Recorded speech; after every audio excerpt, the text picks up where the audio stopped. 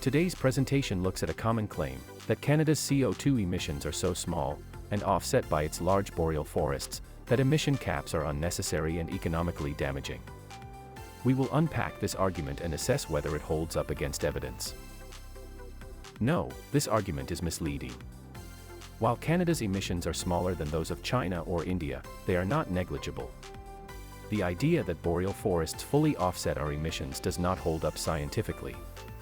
Emission caps remain necessary because Canada is one of the world's highest per capita emitters, and relying on forests as a permanent sink is unreliable.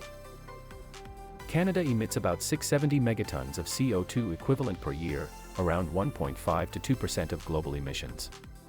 That may sound small, but Canada still ranks among the top 10 global emitters in absolute terms. On a per capita basis, Canadians emit 14 to 15 tons each year, which is 3 to 4 times the global average, and more than China or India. Wealthy countries with high per capita emissions are expected under agreements like the Paris Accord to take action. It is true that Canada's boreal forests and wetlands absorb CO2, but they also emit large amounts through wildfires, pests, and decomposition. In recent years, wildfires alone have released hundreds of megatons of CO2, often more than the forests absorb.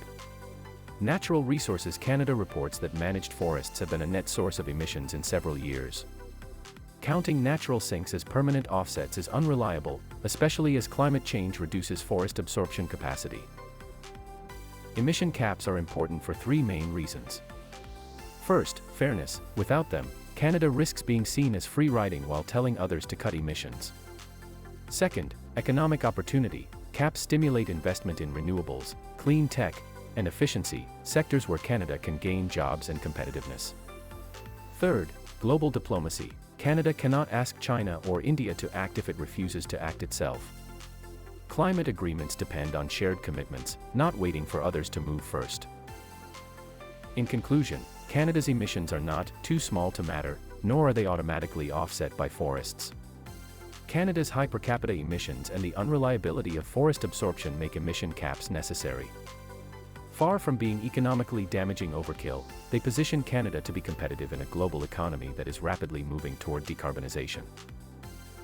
This presentation is informed by Environment and Climate Change Canada's National Inventory Report, Natural Resources Canada's State of the Forests Annual Report, the OECD's Economic Surveys, Canada's 2030 Emissions Reduction Plan, and the IPCC's Sixth Assessment Report.